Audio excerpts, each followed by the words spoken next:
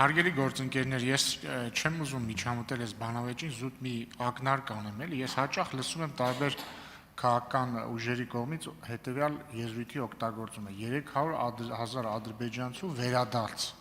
Ընդ որում մի մասը ասում են վերադառնալու են, մի մասը ասում է չեն վերադառնալու։ Սիրելի գործընկերներ, Հայաստանի Հանրապետության տարածքում երբևիցե չի ապրել 300,000 ադրբեջանցի։ Հետևաբար նույնիսկ եթե տրվենք ուժեղ Հայաստանի ըստ իս կոնսպիրոլոգիական խոսույթին, մեկը 300,000 ադրբեջանցի չի կարող վերադառնալ, որտեղ ստեղից չի գնացել 300,000 ադրբեջանցի։